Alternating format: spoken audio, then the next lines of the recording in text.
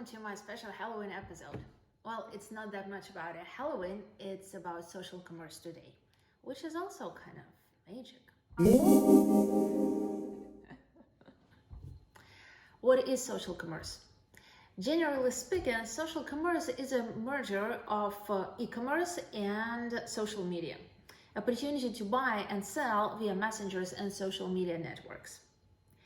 I particularly like the following definition. Social commerce is the ability to make a product purchase from a third-party company within a native social media experience.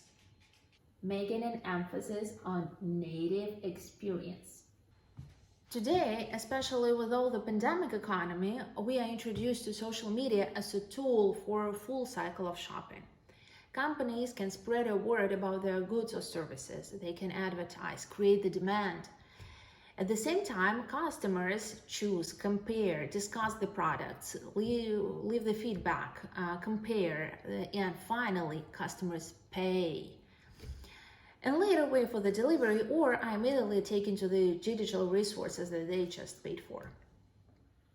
Sales via social media are now soaring thanks to a number of factors. Number one is my cat. Number two is social media adoption and its usage rate among different age groups. Number two is quality user experience. It is very convenient to promote and sell at the known environment. Number three is a shortened customer journey. Well, again, because you know what to do and how to act, then it's easier to buy and sell.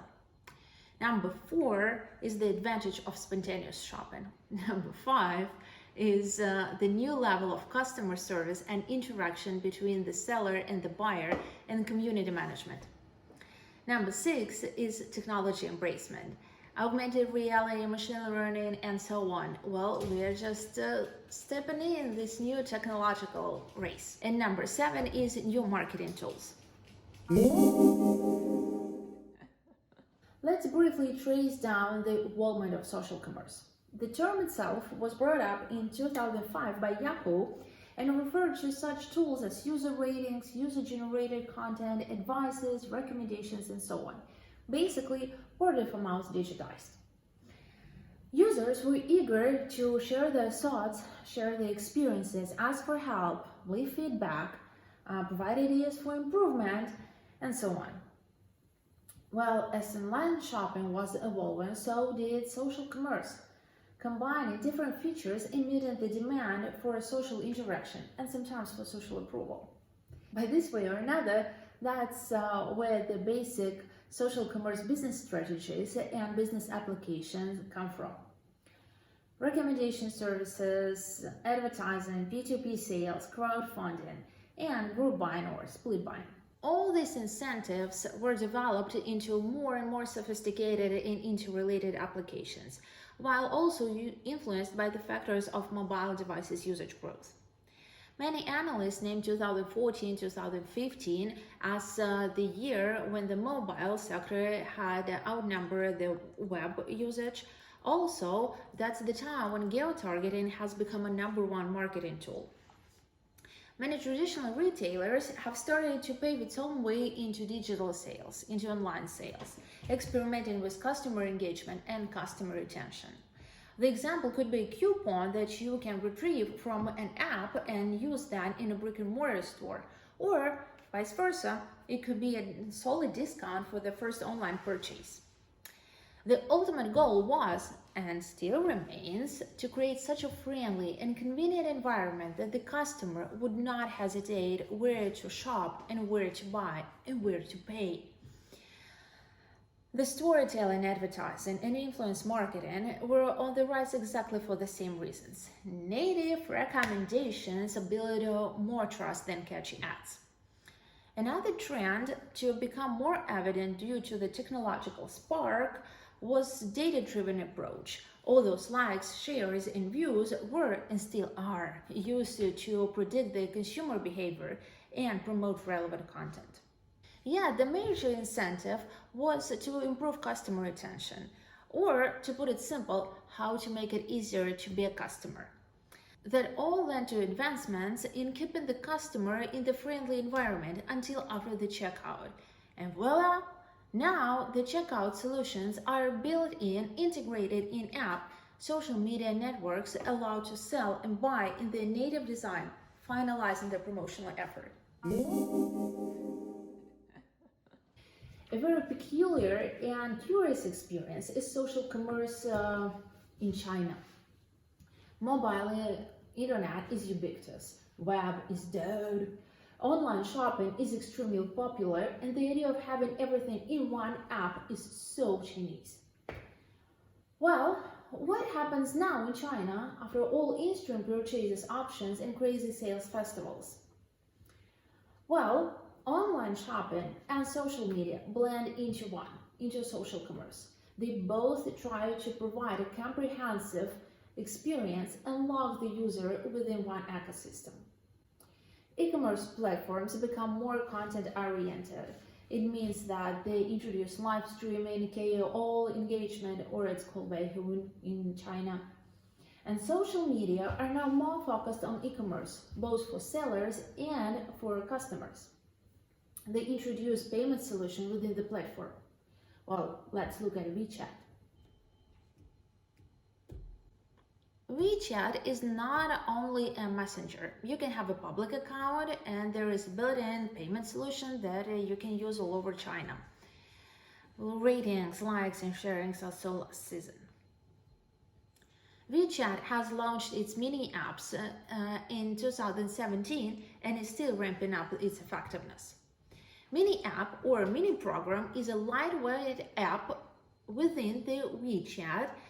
You don't need to download or install it. Well, now virtually every major company in China has their own mini app within WeChat. For example, you can have rides with Didi. You can also order food from Meituan, shop on AliExpress or Pinduoduo. You can browse Tencent, it's Chinese Tinder, without ever leaving WeChat. Tencent, which runs WeChat, announced its users spent 800 billion yuan, or it's $115 billion, through its various mini programs in 2019. It is 160% increase from the previous year. Mini programs have over 300 million daily users, and the usage is up 45% every year.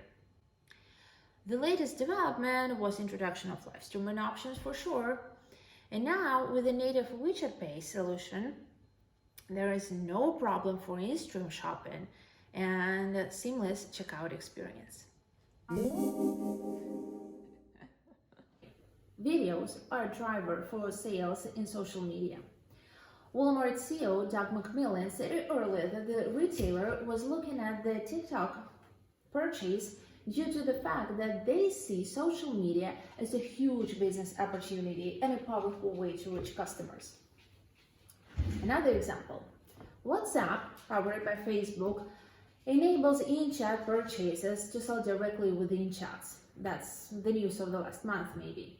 It's yet another step for social commerce embracement after they launched payments in Brazil and are ready to launch payments in India. Instagram, another company that belongs to Facebook, names shopping as its key objective. In May, Instagram Shops were launched, and since then, all the shopping features are highlighted and extended, and tech advancements and updates for smoother customer experience are constantly being introduced. Adding shopping to Reels actually would bring extra competition to TikTok. I will say a few words about it later. And it is also reported by various media that Facebook plans to eventually bring cross-app communication to businesses and developers. 3 weeks ago, Bloomberg suggested that the new shopping connected features at YouTube also might lead to platform's transformation into shopping destination. All the videos could become a catalog of items that users would be able to buy. Also, the company tests a new integration with Shopify. Shopify has yet hit the headlines with another social commerce partnership, with TikTok. The official statement suggests that the deal will make it easier for Shopify's 1 million merchants to reach TikTok's audience and drive sales. The idea of merging social media and e-commerce has entered the stage of frictionless customer experience, like a combination for businesses and customers. I will be delighted to hear your thoughts on social commerce. What's ahead for it? Thank you so much for watching. Happy Halloween!